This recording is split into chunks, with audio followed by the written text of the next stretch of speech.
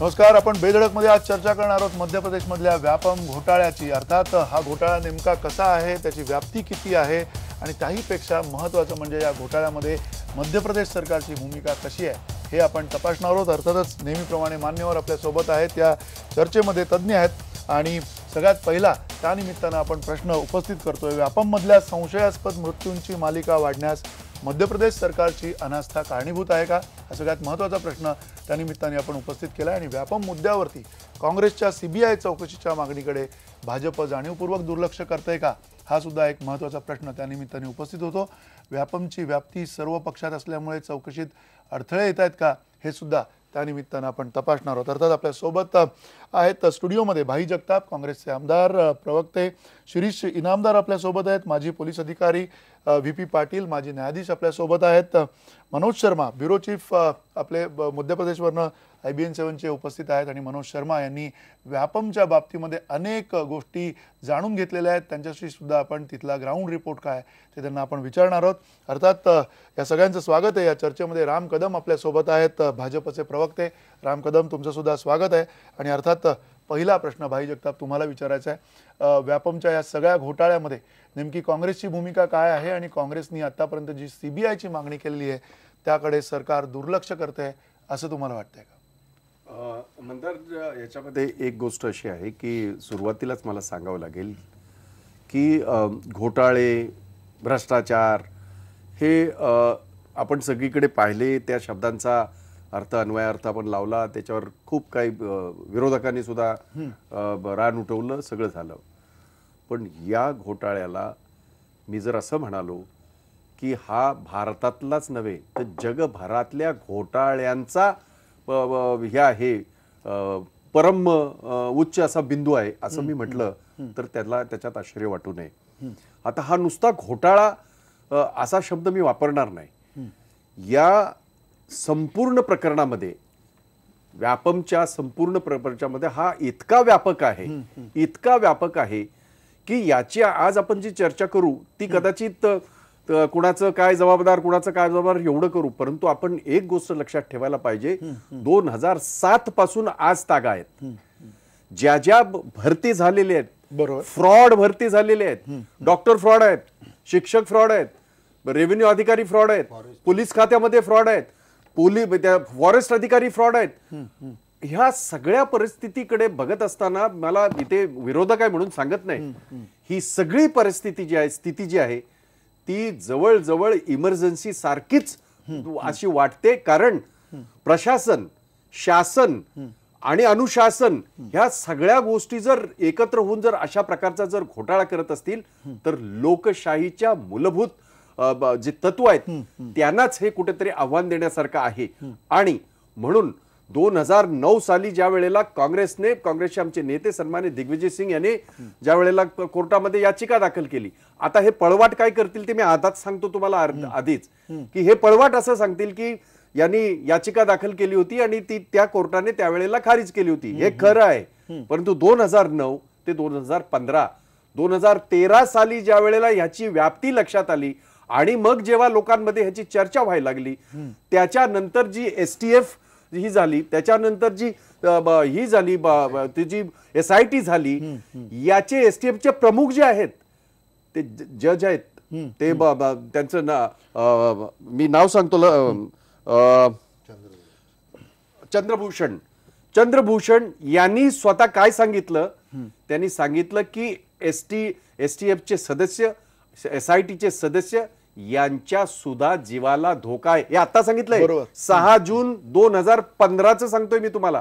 म्हणजेच आज SIT असेल, STF असेल, यांनी कितीही जरी प्रयत्न केला तरी ह्याच्यातलं काहीही बाहेर येणार नाही. कारण ह्याच्यामधले जे मोठे मासे आहेत, ज्यांच्या उंगली निदर्शन याच्याकडे आहे, तो आपण पुढे चर्चा करू.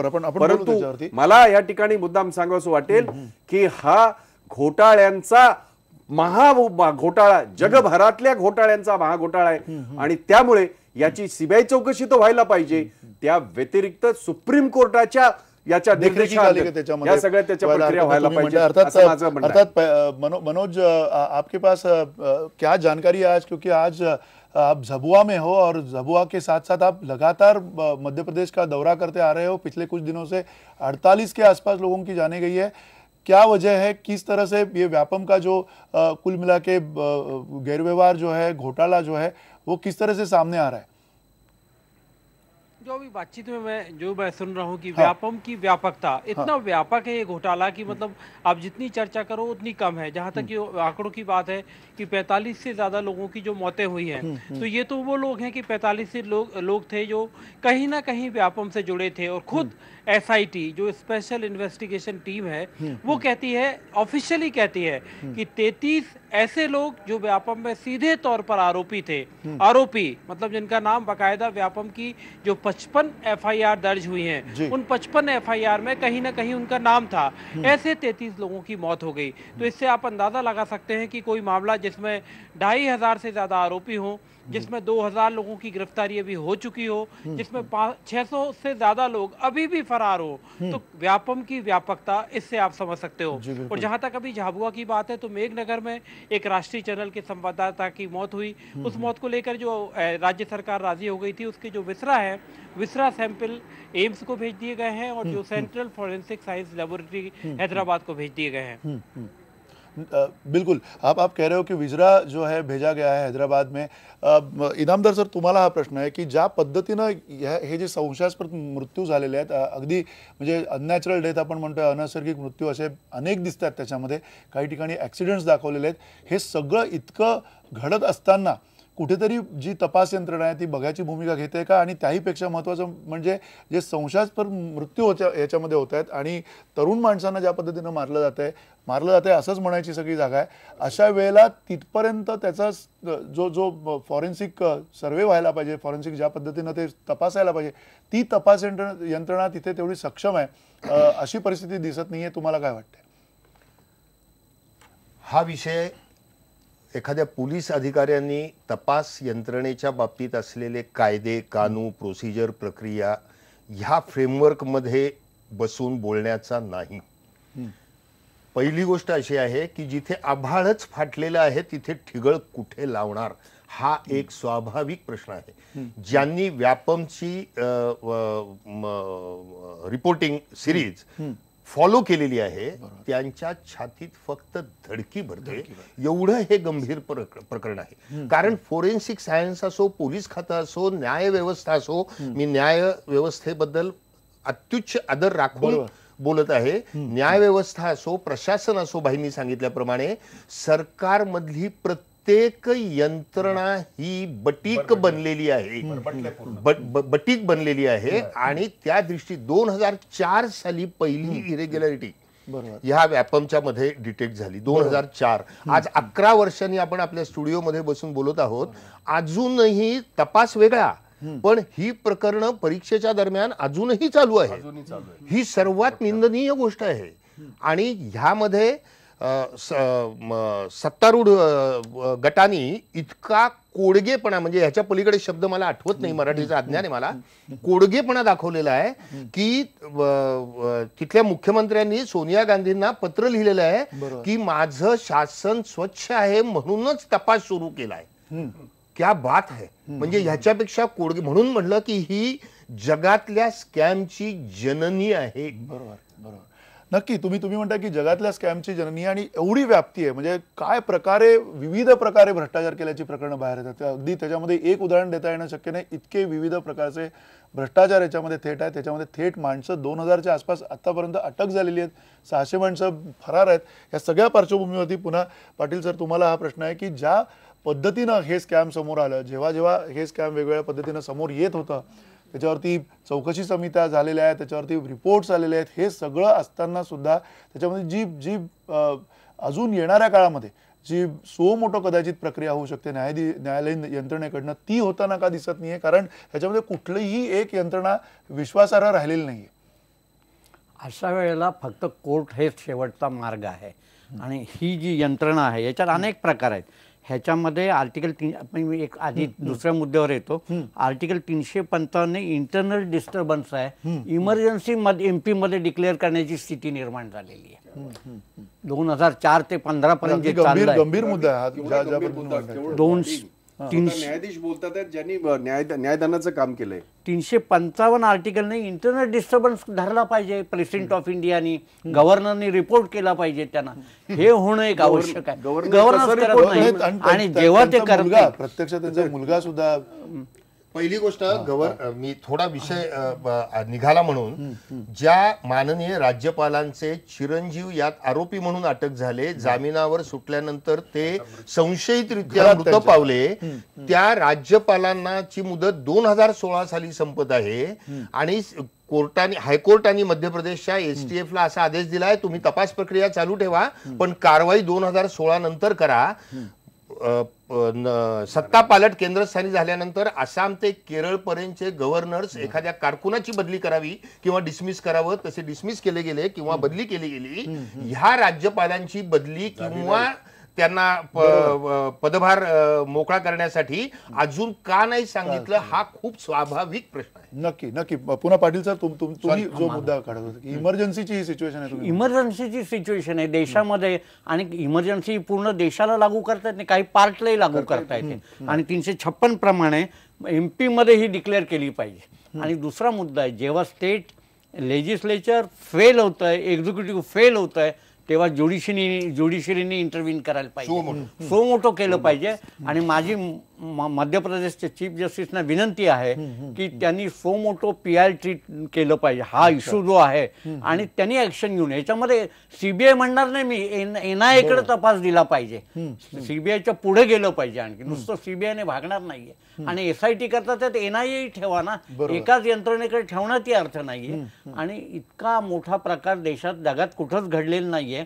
ह्याची खरं म्हणजे दखल मला माहित नाही, आपले BBCने वगैरे घेतली की नाही माहित नाही. नक्की. पण या बरोबरीनं राम कदम आपल्या सोबत आहेत. राम कदम, तुम्हाला सुद्धा हाच प्रश्न विचारायचा आहे. तिकडे बाबूलाल गौर असतील किंवा इतर तुमचे सगळे जे नेते आहेत भाजपचे, ज्या पद्धतीनं तिकडनं त्यांची स्टेटमेंट्स येत आहेत, थक्क करणारी स्टेटमेंट्स आहेत, एवढी माणसं मरतायत, एकाच घोटाळ्याशी संबंधित ही सगळी माणसं आहेत, आरोपी त्याच्यातले फटाफट एकामागोमाग एक मरताना दिसतात आणि ते सगळं म्हणतात की हे नैसर्गिक आहे आणि जन्माला आलेला माणूस मरणारच.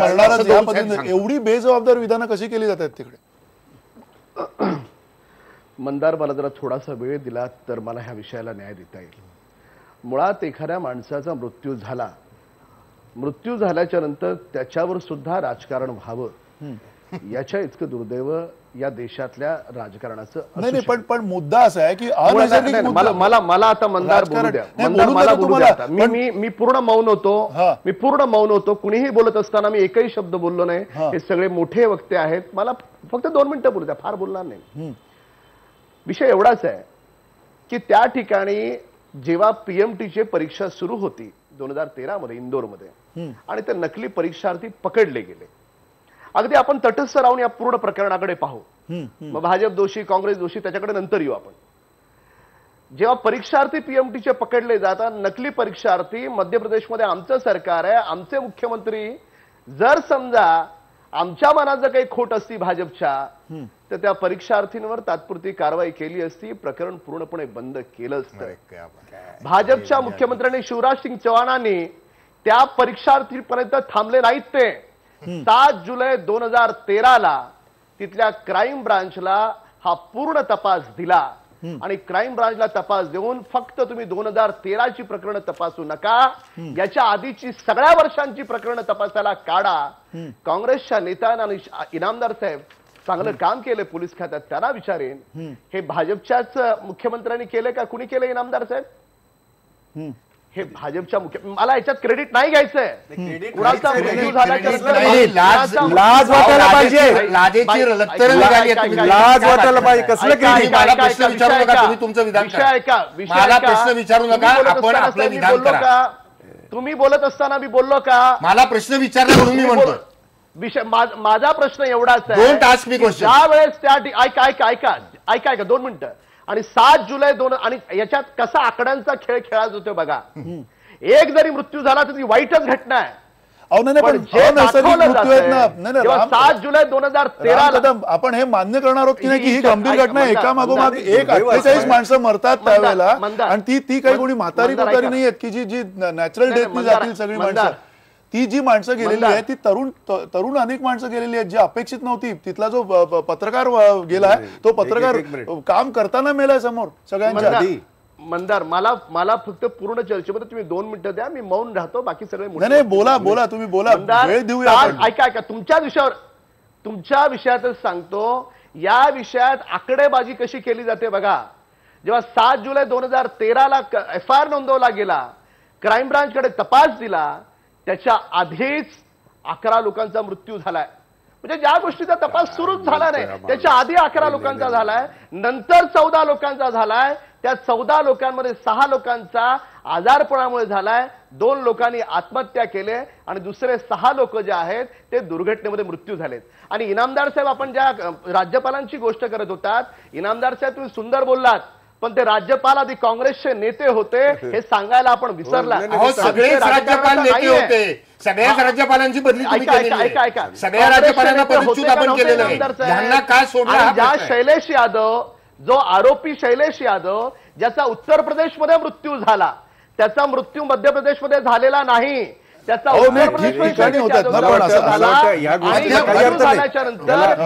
परवानगी घेऊन मी बोलतो, मध्य प्रदेश मधल्या स्कॅमचे आरोपी उत्तर प्रदेशात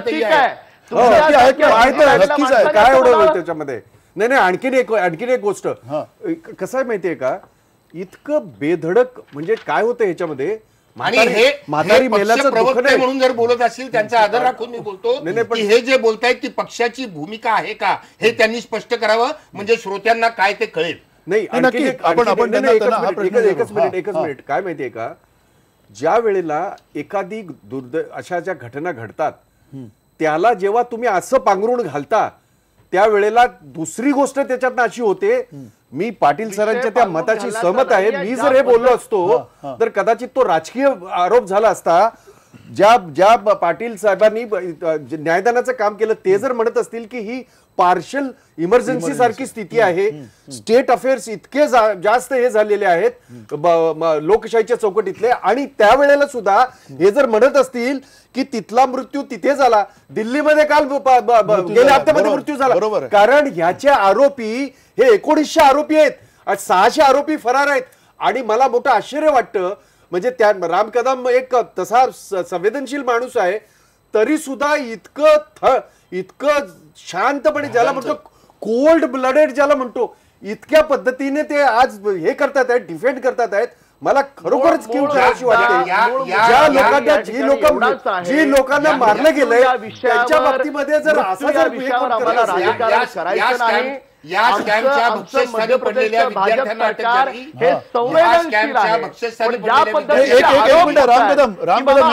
एन्क्वायरी करत नाही, आम्ही कुठली चौकशी करत नाही.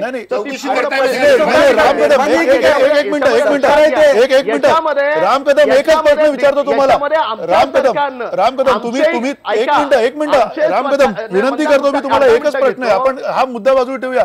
एक प्रश्न तुम्हाला आहे जो पहिल्यांदा मी तुम्हाला विचारला की इतकी माणसं ज्यावेळेला मरतायत त्याला तुम्ही उत्तर देताय की 11 अशी मेली, 12 तशी झालं, अमुक तसं झालं, ह्याच्यात तुम्हाला काहीच गैर असं काही वाटत नाहीये का? तुम्हाला 2000वर लोक अटक आहे, 2000वर लोक अटक आहे, त्यातले चुकीचा अर्थ, आपण शब्दाचा चुकीचा अर्थ काढतात. एक जरी मृत्यू झाला तरी तो दुःखद आहेच आहे. तुम्ही या स्कॅमचा अर्थ काढा हो, शब्दाचा अर्थ राजकारण करता आहेत त्याचं मला वाईट वाटतं. मूळ मुद्दा असा आहे तुम्ही मान्य करत नाही प्रकरण, तुम्ही मान्य करत नाही. राम कदम तुम्ही मान्य करत नाही. हा भाजपनी बाहेर काढलेला हा घोटाळा माणूस यार 2009ला.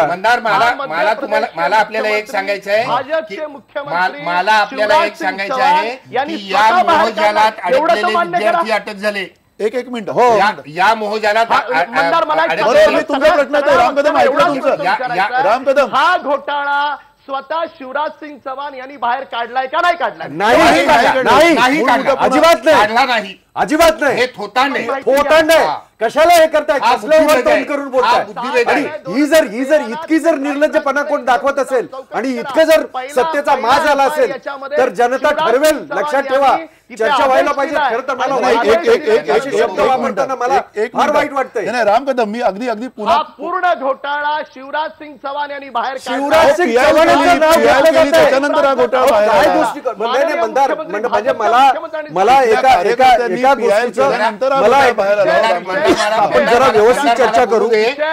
एकच मिनिट आपण बोला. मंदार या ठिकाणी असा प्रयत्न करतात की हा सगळा विषय त्या लोकांनी बाहेर काढला असं झालेलं नाही. जी काही प्रशासनामध्ये चुकीच्या गोष्टी चालल्यात त्या भाजपला मान्य नाहीत, तिथले आमच्या सरकारला काय मान्य गोष्टी नाही. करतात? एक एक गोष्ट मिनिट. जेव्हा सापडली गेली, जेव्हा मिनिट. सापडल्या गेल्याच्या नंतर पीएमटी मध्ये नकली परीक्षार्थी होते तर त्यांना पाठीशी घालण्याचं काम शिवराज सिंग चव्हाणांनी केलं नाही. एकच मिनिट. काय झालं माहितीये का? त्यांना पुढे आणण्याचं काम केलंय. एकतर मला एक सांगा मंदार, याच्यामध्ये शिवराज सिंगच्या स्वतः प्रायव्हेट सेक्रेटरी तो प्रसाद, त्यांचे नातेवाईक, स्वतः नातेवाईक, आणखीन एक त्यांचा शिक्षण मंत्री, उच्च शिक्षण मंत्री, तो अटक झालाय. आणि त्याला अटक कधी केली यांनी? 6 महिन्यानंतर. त्यांच्या जो सचिव होता, त्यांचा स्वीय सचिव, त्याला अटकच होऊ दिली नाही. त्याला अँटिसिपेटरी बेल घ्यायला दिला. म्हणजे शिवराज सिंगने हा घोटाळा काढला हे जे म्हणतात ते मला आश्चर्य वाटतं. राजकीय पक्षाचे शेकडो लोक अटक झाले, त्यातले किती भाजपचे आहेत ते राम कदमांनी सांगावं. लक्ष्मीकांत शर्मा यांना अटक झालेली आहे, पण आम्ही त्या मंत्र्याला पाठीशी घातलं नाही. अरे तुम्ही घालू शकत नाही. पाठीशी घालण्यावर मला बोलायचं. या विषयामध्ये भाजपचं सरकार कुणालाही पाठीशी घालणार नाही. कारण त्यांना पाठीशी पाठच नाहीये. त्यांना कठोर शासन झाली पाहिजे ही आपली भूमिका आहे. नाही एक मिनिट विनंती करतो. आपण पुन्हा आणखी पुढच्या मुद्द्यावर त्याला जाऊया. सुद्धा तुरुंगात भाजपच्या सरकारनं पाठवलंय. याच्यात त्यांची 2 मिनिटं झाली आहेत. मंदार साहेब, 1 मिनिट. पाठीशी घालण्याबाबत आपण बोलताय. 2000 विद्यार्थी जे या भक्ष्यस्थानी पडले मोहजालाच्या, त्यांना अटक केलंय आणि प्रशासनातला प्रत्येक अधिकारी हा सरेंडर झालेला आहे.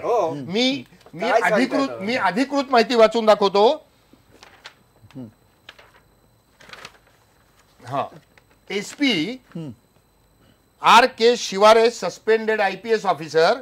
He is an accused for his alleged involvement in the recruitment of sub-inspector and platoon commander examination of 2012. 2004 पासून हा तपास करतायत. 2012 ला हे झालेलं आहे. Conducted by Vyapam.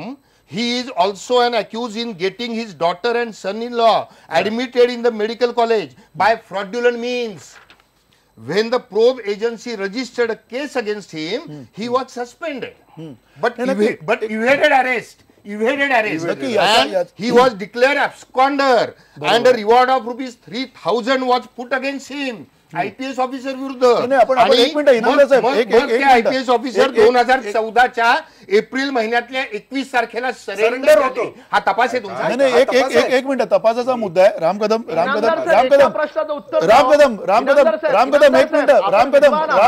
एक छोटासा ब्रेक घेतो. तुमच्या प्रश्नाकडे येतो. खात्यामध्ये मोठ्या हुद्द्यावर काम केलंय. हा सगळा तपास हायकोर्टाच्या निदर्शनाखाली चालू आहे का नाही? हो, एक मिनिट आपण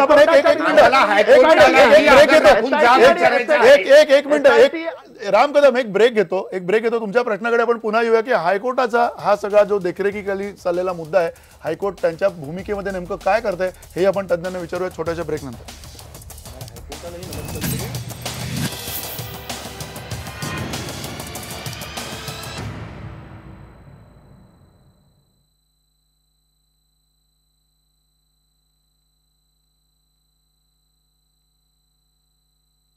बेधडकमध्ये पुन्हा एकदा स्वागत. काही बेधडक प्रतिक्रिया आपल्या समोर आहेत. प्रदीप रोकडे म्हणतायत मध्य प्रदेशामध्ये सध्या जे काही सुरू आहे त्यावरून काँग्रेसवर आरोप करणारा हाच तो भाजप का, असा प्रश्न पडला असून राहत नाही. अर्थात सूर्यकांत पाटील म्हणतायत व्यापम घोटाळा हा देशातील सर्वात मोठा घोटाळा ठरत आहे, याची CBI चौकशी व्हावी. आणि स्वप्नील काडे म्हणतायत विरोधकांकडे मुद्दे नसल्यामुळे भाजपला फसवण्याचा हा विरोधकांचा डाव आहे. सूर्यकांत चव्हाण म्हणतात व्यापम आणि ललित मोदी प्रकरणाची पाळेमुळे खूप खोलवर गेलेली आहेत, याचा भाजपला फटका बसू शकेल. आणि श्याम ठाणेदार म्हणतायत भाजपचे बडे नेते यात सहभागी आहेत, म्हणूनच भाजप सीबीआय चौकशी टाळत आहे. हे सगळ्या आपल्या प्रेक्षकांच्या बेधडक प्रतिक्रिया आहेत आणि अर्थात त्या बोलक्या प्रतिक्रिया आहेत, त्याचा वेध राजकीय पक्षांनी निश्चित घ्यायला हवा. अपने सोबत आता मनोज शर्मा है. मनोज, जिस प्रकार से चर्चा शुरू थी शायद आपने सुनी होगी, और इसमें जो बयान लगातार आ रहे हैं भाजपा की जो प्रवक्ता है उनकी तरफ से भी जो बयान आ रहे हैं कि हाईकोर्ट की निगरानी में ये सब मामला चल रहा है, क्या पर्याप्त है ये सब चीज़ें जो हो रही है अभी मध्य प्रदेश में? आपका वहाँ का जो भी जो इन्फॉर्मेशन है आपके पास, जितने भी आपके मध्य प्रदेश में जितने अभी तक अलग अलग तरह के जो स्कैम हुए हैं, उन स्कैम को लेकर जो तहकीकात होनी चाहिए थी वो हो रही है, पर्याप्त मात्रा में हो रही है? क्या लग रहा है आपको? व्यापम को तो यहाँ पर मध्य प्रदेश में बोलते हैं कि मदर ऑफ ऑल स्कैम, मतलब सारे जितने भी मध्य प्रदेश में घोटाले हुए हैं सारे घोटालों की जननी है व्यापम. और जहाँ तक हाईकोर्ट की जांच की सवाल है तो 7 जुलाई 2013 को इस मामले की जांच हाई कोर्ट की निगरानी में जो मध्य प्रदेश की एसटीएफ है, मध्य प्रदेश पुलिस की स्पेशल टास्क फोर्स विंग जो होती है, उसने शुरू की है हाई कोर्ट की निगरानी में. लेकिन उसके बाद जो तमाम नए तथ्य जो सामने हैं, क्योंकि इसको पहले विपक्ष हाई कोर्ट भी गया, इसके पहले विपक्ष सुप्रीम कोर्ट भी गया, और उनकी जो सीबीआई जांच की मांग है, वो उनकी जो पब्लिक इंटरेस्ट लिटिगेशन है जो भी पीआईएल पहुंची, वो मांग नहीं मानी गई. लेकिन अब सवाल ये है कि जो नए तथ्य उभर के सामने आए हैं, खासतौर पर एक के बाद एक मौतों का सिलसिला, 33 ऐसी मौतें जो आरोपी हैं और उनकी मौत हो गई. इसके बाद जो आंकड़ा है वो 45 तक पहुंच गया जो व्यापम से जुड़े लोग हैं. और एक जो सबसे अहम बात जो आज सामने आई है और जो पहले दिग्विजय सिंह ने भी उठाई थी, कि जो एक जब मामला दर्ज हुआ और उसके पहले उसकी जांच इंदौर की राजेंद्र नगर पुलिस स्टेशन में हो रही थी, तो एसटीएफ को हाईकोर्ट की निगरानी में जांच देने के पहले क्या गड़बड़ियां हुई, ये बात दिग्विजय सिंह ने अगर उठाई थी आज से 4-5 महीने पहले, तो आज खुद बीजेपी की जो नेता है उमा भारती, मध्य प्रदेश की पूर्व मुख्यमंत्री, अभी फिलहाल केंद्रीय मंत्री उमा भारती ने भी वही बात कही है. तो ये बड़ी काबिले गौर बात है कि बीजेपी की एक कद्दावर नेता, बीजेपी की केंद्रीय मंत्री उमा भारती कह रही है कि चिंता की बात है, खास तौर पर जब मामला इंदौर में राजेंद्र नगर पुलिस स्टेशन में हो रहा था, क्योंकि बीच बीच में उमा भारती का नाम भी सामने आया था.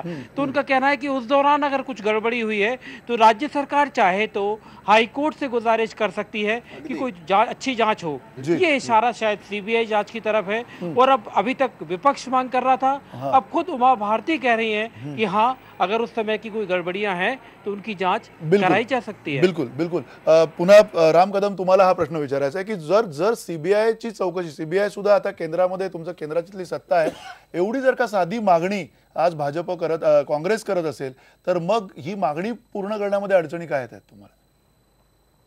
मंदार, याच्यामध्ये आपण मुळात समजून घेतलं पाहिजे. मी पुन्हा सांगेन की हे पूर्ण प्रकरण शिवराज सिंग चौहान भाजपच्याच मुख्यमंत्र्यांनी बाहेर काढले, आणि काढल्याच्या नंतर जेव्हा सुरुवातीला हायकोर्टामध्ये तिथे काँग्रेसचे काही नेते आणि काही मंडळी हायकोर्टात गेली मध्य प्रदेशच्या, तर हायकोर्टात गेल्याच्या नंतर तिथे त्यांची जी पीआयएल होती ती पीआयएल कोर्टाने नाकारली, आणि त्याच्यानंतर सुप्रीम कोर्टात गेले, आणि सुप्रीम कोर्टात गेल्याच्यानंतर तिकडे त्यांचं ते जे म्हणणं होतं ते नाकारलं गेलं. सुप्रीम कोर्टाने हायकोर्टाला एसआयटी स्थापन करण्यासाठी सांगितली. त्याच्यामध्ये 3 लोक होते, एक रिटायर्ड जज, एक आयपीएस ऑफिसर आणि एक आयटीचा असा प्रोफेशनल एक्सपर्ट, अशी तिघांची ती एसआयटी झाली. आणि ऑलरेडी स्पेशल टास्क फोर्स, एक तिथले जे डीजी आहे सुधीर शाही म्हणून, त्यांच्या अंडर ती काम करते. याच्यामध्ये 2,500 आरोपी ऑलरेडी आहेत, 55 केसेस त्यांनी रजिस्टर्ड केल्या आहेत, 2,000 लोक तुरुंगात आहेत. तर ते काम करते. पण कुठल्याही चौकशीच्या संदर्भामध्ये आमच्या सरकारची ही सकारात्मक भूमिका आहे. एक सीबीआय चौकशी करू नये हे सुप्रीम कोर्ट आणि हायकोर्ट म्हणते, हे आम्ही नाही म्हणत आहे. तर त्याच्यामुळे न्याय व्यवस्थेच्या पलीकडे स्वतः विचार समजून घेतलं पाहिजे. काँग्रेस काय करते, या मृत्यूच्या बाबतीमध्ये सुद्धा काँग्रेस राजकारण करते. सुप्रीम कोर्ट नाकारते. ते जे म्हणतात ते खरं आहे. 2009ला सन्माननीय दिग्विजय सिंगजी गेले होते आणि कोर्टाने नाकारले, पण ते काय आधारावर नाकारलं ते सांगतो. कुठच्याही स्टेट गव्हर्नमेंटच्या प्रमुखाने जर त्या गोष्टीला ऑब्जेक्शन घेतलं तर नाही करता येत असं, आणि त्यावेळेला राज्य सरकारने, शिवराज सिंग सरकारने या गोष्टीला आक्षेप घेतला होता की आम्ही सक्षम आहोत, आम्ही हे करू. हे तुम्ही करू नका असा आक्षेप होता, म्हणून ती खारिज करण्यात आली. कारण त्याच याच्यावर जेव्हा सुप्रीम कोर्टात गेले त्यावेळेला मग सुप्रीम कोर्टाने पुढची प्रक्रिया केली. आणि म्हणून हे जे लोक बुडते काडीचा आधार घेण्याचा प्रयत्न करत आहेत तो इतका चुकीचा आहे. आज या सगळ्या प्रकरणामध्ये दुर्दैवाची गोष्ट अशी आहे की ह्या एवढ्या लोकांच्या मृत्यू हे होत असताना, एवढ्या लोकांचे एका अर्थाने खऱ्या अर्थाने खून होत असताना, हे जर एवढ्या थंड डोक्याने जर म्हणत असतील की असं काही होत नाही आणि आमचं सरकार हे केलं, याच्यामध्ये शिवराज चव्हाणांच्या अनेक नातेवाईकांची नावं आहेत, अनेक नातेवाईकांची नावं आहेत. एवढंच नव्हे तर शिवराज सिंग चव्हाणांच्या पत्नीचं सुद्धा ह्याच्याकडे उंगली निर्देशन आहे. आणि म्हणून जर उमा भारतींचं मी स्वागत करेन, त्या जर असं म्हणाल्यात की जर त्या काळामध्ये काय झालं असेल तर ह्याचा हे होऊ द्या, दूध का दूध पाणी का पाणी होऊ द्या, तर त्यांचं स्वागतच करायला पाहिजे. कारण त्याही माजी मुख्यमंत्री होत्या. मध्यंतरी त्यांचं सुद्धा नाव याच्यामध्ये काही आरोपींच्या तोंडाने आलेलं आहे. त्यांचं असेल ह्याचे जे सुदर्शन आहेत, के सुदर्शन, RSSचे प्रमुख पहिले, त्यांचं सुद्धा नाव अशा पद्धतीने पुढे आलं होतं. आणि म्हणून या सगळ्या प्रकारामध्ये जर तुम्ही इतके जास्त काय हरकत आहे? काय सांगताय तुम्ही? एक मिनिट राम कदम, मी तुमच्याकडे येतो. एकच मिनिट राम कदम, एकच मिनिट तुमच्याकडे येतो. एकच मिनिट. VP पाटील, ही जी नावांचा सातत्यानं ज्या वेळेला उल्लेख केला जातो, म्हणजे नंतर इनामदार तुमच्याकडे सुद्धा हाच प्रश्न घेऊन येईल, ज्या पद्धतीने नावं टाकली जातात, ज्यावेळेला एखादा असं एवढं मोठं घोटाळा स्कॅम समोर येतो, त्यावेळेला कुठल्या ना कुठल्या वरिष्ठांची नावं त्याच्यामध्ये अडकवण्याचा प्रयत्न सुद्धा केला जातो जाणून बाजून. त्यामुळे पुन्हा कदाचित तपास कार्यामध्ये अडथळे येतात. अशा काही गोष्टी घडतात का? काय प्रकारे या सगळ्या गोष्टी घडत असाव्यात असं तुम्हाला वाटतं? जर नावं आली खोटी आली काय तर कोर्ट त्यांना निर्दोष सोडेल, पण नावं प्रायमा फेसी पुरावा नावं येणारच. ती खोटा आरोप असेल. मागे केस झाली होती, हर्षवर्धन जाधव यांना मारहाण झाली होती औरंगाबादला. ती टीव्हीच्या झी कुठल्या तरी चॅनलने घेतलं होतं आणि त्यांचं रीट आधी केलेलं डिसमिस झालं होतं. मी फ्रेश रीट फाईल केलं आणि ते अलाउ का पेंडिंग आहे आता. त्यामुळे आता जे नंतर लोक मेलेत हे पहिल्या रीटमध्ये सुप्रीम कोर्टात आलेलेच नाहीत. काल जो मेला, परवा मेला, त्याचं काय आहे? त्याच्याबद्दल रीट होणार नाही का? माझा एक प्रश्न आपल्याला हा प्रश्न राहिलाच, कारण आपण न्यायदानाचं आपण हे केलं. आपल्यासारखी व्यक्ती, आमचं सोडा कारण ह्यांना राजकारण वाढेल सगळ्यात, तर अशा आपल्यासारखी व्यक्ती PIL करू शकते का या बाबतीमध्ये, आणि आपण कराल का? मी 26/11चं PIL माझंच होतं. मी अनेक PIL केलेली आहेत. नाही, पण मला भीती काय वाटते, मला जी भीती वाटते, अहो यांनी कुणाचीही बेदरकार इतक्या लोकांना मारलंय, तर तुमच्यासारख्याला सुद्धा हे करू शकतात. आणि म्हणून तुम्हाला संरक्षण द्यावं याचं. यांना मारलंय, तुम्ही यांना म्हणताय की मारलंय, हे आरोप आहेत ना राजकीय बाजूला ठेवून त्यांचं म्हणतोय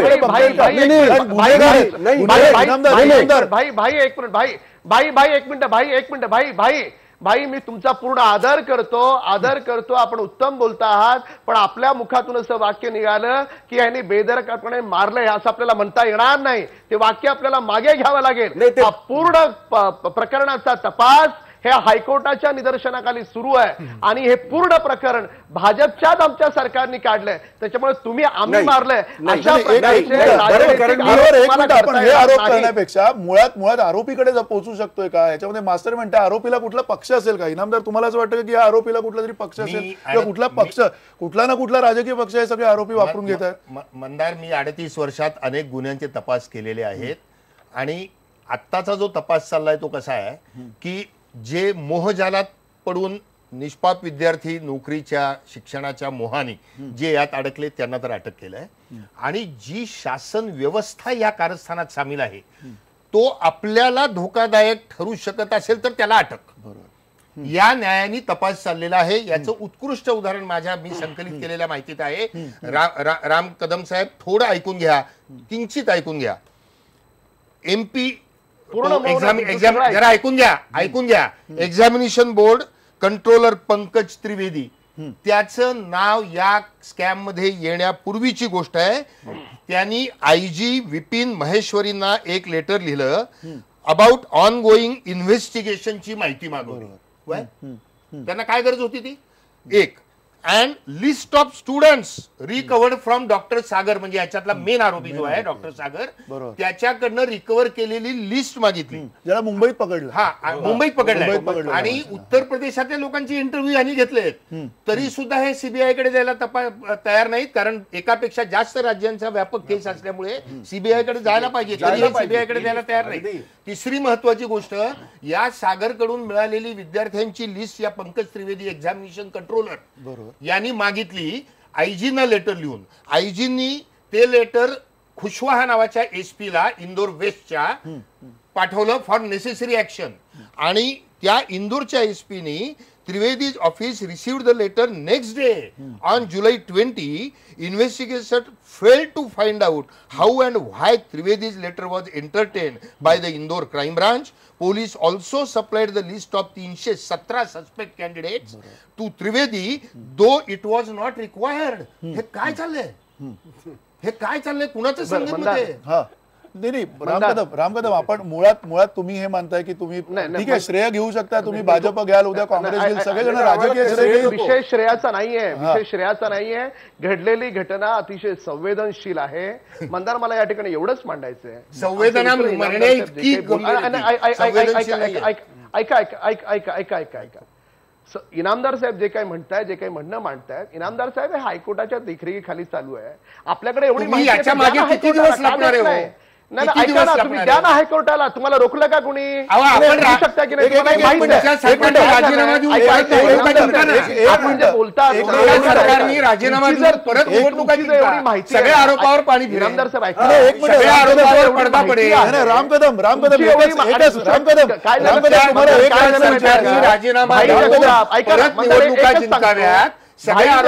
एवढे प्रभावी काँग्रेस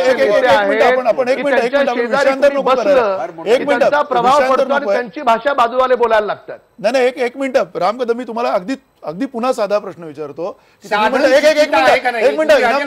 एक मिनिट माझं म्हणणं आहे रामकदम तुम्हाला, की जर तुम्ही म्हणताय सातत्यानं की उच्च न्यायालयाच्या देखरेखीखाली हे सगळं होतंय, तपास उच्च न्यायालय करत नाही हो. तपास यंत्रणा आहेत की नाही? तपास यंत्रणांची तिथली ज्या पद्धतीने उच्च न्यायालयाला दर आठवड्याला पूर्ण मॉनिटरिंग याचं उच्च न्यायालयाचं आहे. ही केस हायकोर्टात सुरू असल्यामुळे आपल्याला असं विधान करता येणार नाही. का करता येणार नाही? हायकोर्टाला तुम्ही सादर करताय, हायकोर्टाला जी माहिती सादर करते, हायकोर्टाला उद्या दखल घ्यावी लागेल. हायकोर्टाचा नाहीये. समोर येईल तपास यंत्रणेवरती आहे ना, हायकोर्टावर नाही. याच्यामध्ये पाठीशी घालणाऱ्या सत्ताधाऱ्यांवर आहे. पूर्ण आमचा हायकोर्टावर अजिबात आक्षेप नाही. राम कदमजी, हायकोर्टवर आमचा आक्षेप नाही. आक्षेप आमचा त्या तपास यंत्रणा त्यांच्यावर आणि त्यांना पाठीशी घालणाऱ्या सरकारवर आमचा आक्षेप आहे. आणि तुम्ही पण इंटरव्हेन करा ना हायकोर्टात. कोणी नाही म्हटलं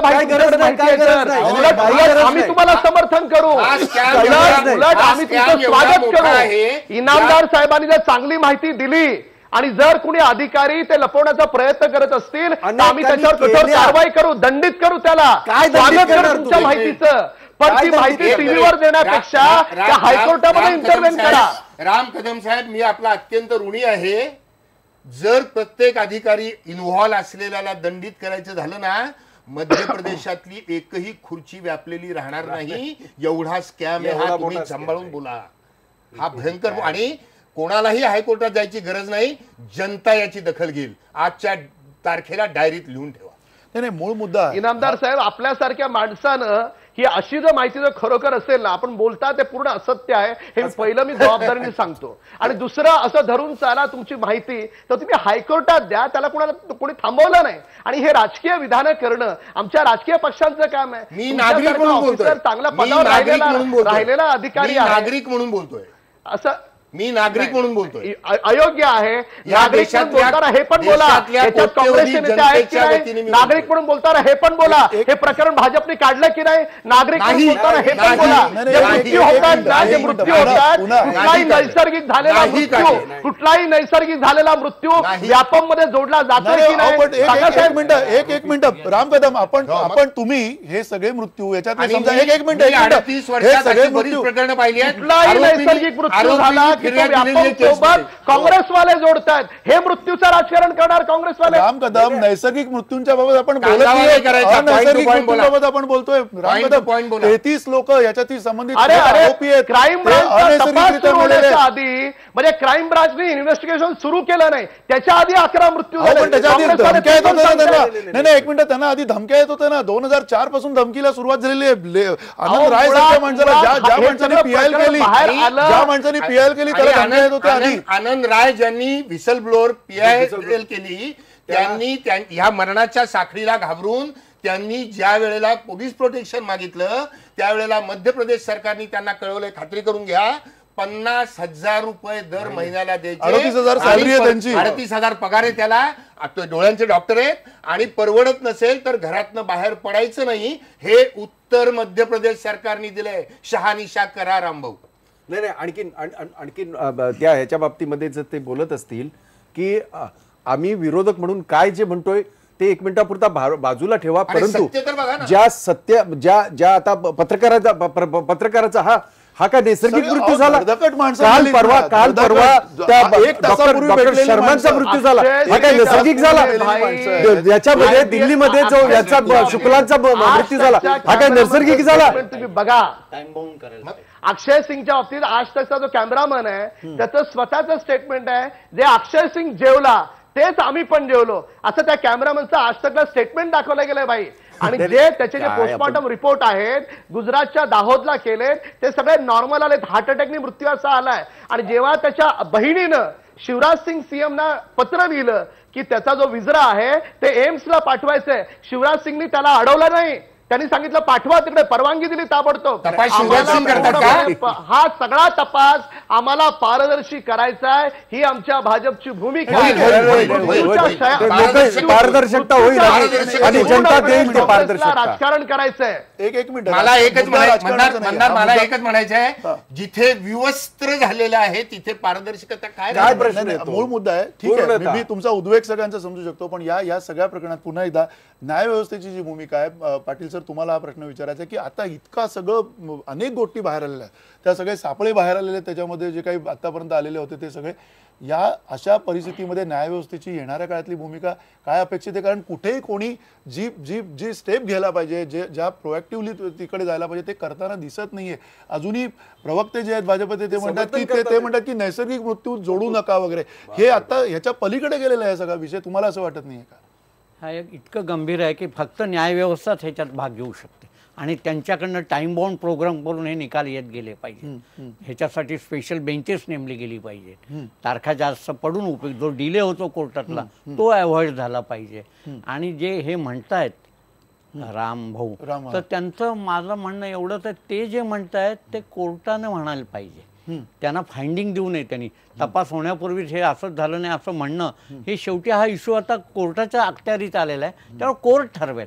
आपण हे झालंच नाही, प्रत्येक कोण आरोपी कबूल करतो मी गुन्हा केलाय, कोणीच करत नाही. आणि बऱ्याच वेळा असं होतं की फिर्याद दिली जाते आणि नंतर लक्षात येतं आरोपीनेच ती फिर्याद दिली. असे अनेक प्रकार होतात. त्यामुळे शेवटी कोर्टात ठरेल.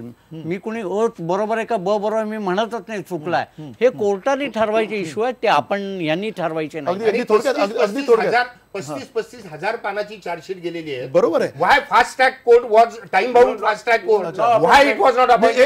एक मिनिट मी इनामदार तुम्हाला सुद्धा अतिशय थेट आणि डायरेक्ट सोपा प्रश्न विचारतो की जर तुम्ही इतकी या सगळ्या प्रकरणामध्ये तुम्हाला असं वाटतं की याच्यामध्ये काही भरोसा नाहीये, ज्या पद्धतीने यंत्रणा वापरली जाते असं तुम्ही म्हणताय, तर मग तपास यंत्रणा, कारण सरते शेवटी न्यायालयामध्ये तिथली जी परिस्थितीजन्य पुरावे तेच बघितले जाणार आहेत, त्या पुराव्यांना पुरवू शकेल अशी यंत्रणा आता नाहीये. असं जर असेल तर काय केलं पाहिजे असं वाटतं तुम्हाला? याच्यावर एकच होणार आहे, मी आता सांगतो की याच्यावर खटले भरले जातील, खटले भरण्याचा देखावा केला जाईल, तपास अत्यंत पारदर्शीपणाने रामभाऊंच्या भाषेमध्ये केला जाईल, पब्लिक मेमरी इज शॉर्ट, तो ड्रॅग केला जाईल आणि त्यातले की आरोपी जे यांचे हितसंबंधी आहेत ते निर्दोष सुटतील आणि परत हे कॉलर ताट करून म्हणतील बघा तपास आम्ही केला आणि दोषींना शिक्षा आम्ही केली. इतका कोडगेपणा सध्या आपल्या भारतातल्या प्रशासन शासनाच्या बाबतीत झालेला आहे. याला कुठलाही पक्षी अपवाद नाही. मी कुठलंही राजकीय विधान करत नाही रामभाऊ, पण आज भारतातल्या नागरिकांना चिंता नाही, आता दहशत भीती वाटायला लागलेली आहे या शासनाची, या प्रशासनाची, की आता जावं कुठे. आणि म्हणून सुप्रीम कोर्ट, माननीय सुप्रीम कोर्ट, अजून काही विशेषणं असतील आदर देण्याइतकी तीही मी देणार आहे, कारण शेवटी ते न्याय देवता आहे. सुप्रीम कोर्ट आणि मध्य प्रदेश हायकोर्ट याला माझी विनंती आहे की एक निनावी पत्राचा जर तुम्ही PIL सुओ मोठं करता, तर ह्या उघड दिसत असणाऱ्या प्रचंड घोटाळ्याचा सुओ मोठो दखल का घेत नाही, एवढीच माझी कळकळीची विनंती आहे. नक्की. आणि अर्थातच वेळ कमी आपल्याकडे आणि त्यामुळे थांबायला लागले या चर्चेमध्ये. पण जे काही घडलंय मध्य प्रदेशमध्ये ते आत्तापर्यंत कधीच घडलं नव्हतं, अशी ही परिस्थिती. आणि या परिस्थितीकडे अतिशय गांभीर्यानं सगळ्या राजकीय पक्षांनी बघितलं पाहिजे, राजकारण बाजूला सोडून याच्याकडे बघितलं पाहिजे. आणि सगळ्यात महत्त्वाचं म्हणजे मास्टर माइंड जो आहे या सगळ्या व्यापन घोटाळ्यातल्या, त्या मास्टर माइंडपर्यंत पोहोचायची गरज आहे. अर्थात इथेच थांबतो. धन्यवाद. नमस्कार.